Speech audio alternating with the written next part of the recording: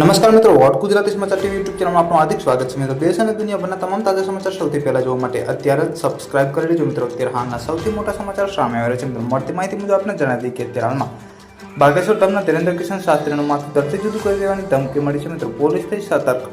મળતી માહિતી મુજબ આપણે જણાવી દઈએ કે અત્યારે હાલમાં બાગેશ્વર ધામના બાબા ધીરેન્દ્ર શાસ્ત્રીને લઈને ચોંકાવનારા સમાચાર સામે આવી રહ્યા છે. મિત્રો, પલની માહિતી વિડીયો મળતી રહેશે. જો ચેનલ પર નવા હોય તો વિડીયોને એક લાઇક કરી ચેનલ સબસ્ક્રાઇબ કરી દેજો. મિત્રો, તે હાલમાં મળતી માહિતી મુજબ આપણે જણાવી દઈએ કે પ્રાપ્ત અહેવાલો મુજબ અનુસાર ધીરેન્દ્ર શાસ્ત્રીનો જીવ જોખમમાં હોવાનું અત્યારે કહેવાઈ રહ્યું છે. મિત્રો, એવા અહેવાલો છે કે બાબા ધીરેન્દ્ર શાસ્ત્રીનું માથું ધરતી અલગ કરી દેવાની ધમકી આપવામાં આવી છે. મિત્રો, ગત માહિતી મુજબ આપણે જણાવી દઈએ કે કોને આપી ધમકી અને ક્યાં મળી ધમકી. ગત માહિતી મુજબ આપણે પણ જણાવી દઈએ કે પ્રાપ્ત માહિતી અનુસાર આ ધમકી સોશિયલ મીડિયાના પ્લેટફોર્મ દ્વારા સામે આવી છે.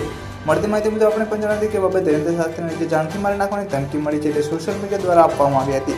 આ ધમકીના સમાચાર મળ્યા બાદ તેમના સમર્થકો ભારે રોષ જોવા મળી રહ્યો છે. મિત્રો, મળતી માહિતી મુજબ આપણે પણ જણાવી દઈએ કે ધમકીના સમાચાર બાદ સર્વત્ર હંગામા માટે હિન્દુ સંગઠનો એકઠા થયા છે. મિત્રો, મળતી માહિતી મુજબ આપણે પણ જણાવી દઈએ કે બાબા ધીરેન્દ્ર શાસ્ત્રીને મળેલી ધમકી બાદ હિન્દુ સંગઠનમાં કાર્યકર્તા હંગામે મચાવ્યો હતો. મિત્રો, પ્રાપ્ત અહેવાલો અનુસાર તેઓએ ફરિયાદ પત્ર પર દ્વારા પોલીસ સ્ટેશનનો મામલો ફરિયાદ પર નોંધાવી છે. મિત્રો, કાર્યકર્તાનું કહેવું છે કે ધીરેન્દ્ર શાસ્ત્રીની તસવીરો ખોટી રીતે એડિટ કરીને સોશિયલ મીડિયા પર વાયરલ કરવામાં આવી છે. જ્યારે મળતી માહિતી મુજબ આપણે પણ જણાવી કે જ્યારે એમ કહેવાય કે જેના પગલે હિન્દુ સંગઠનનો સેંકડો કાર્યકર્તા એકઠા થઈ ગયા હતા. મિત્રો, અને તેઓએ આમલા પોલીસ સ્ટેશન પરિસરમાં હંગામો મચાવ્યો હતો. આ કાર્યકર્તા પોલીસ અધિકારી FIR નોંધાવવા માંગ કરી હતી. મિત્રો, અને આરોપીઓ સામે કાર્યવાહી કરવાની માંગ કરતા વિરોધ પ્રદર્શન કર્યું હતું. ગત માહિતી મુજબ આપણે પણ જણાવી કે આ બધાની વચ્ચે એક વિડીયો પણ પોસ્ટ કરવામાં આવ્યો છે. જેમાં બાબા ધીરેન્દ્ર શાસ્ત્રીનું માથું ધરતી અલગ કરવાની વાતનો ઉલ્લેખ કરતો ઓડિયો પણ સામેલ છે.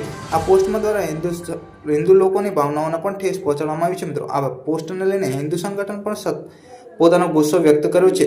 મળતી માહિતી મુજબ આપણે પણ જણાવી કે બાબા ધીરેન્દ્ર શાસ્ત્રીને મારી નાખવાની ધમકીની ફરિયાદ મળ્યા બાદ યુપી પોલીસ દ્વારા સતર્કતા દેખાડવામાં આવી છે. મિત્રો, ધમકીના કેસમાં આરોપી ફૈઝ રઝા નામના વ્યક્તિના વિરુદ્ધ કલમ 505 હેઠળ કેસ નોંધ્યો છે. મિત્રો, પોલીસ જણાવ્યા અનુસાર આ મામલે તપાસ કરવામાં આવી રહી છે અને ટૂંક જ સમયમાં પોલીસ આ મામલાને છેડો પકડી રાખશે.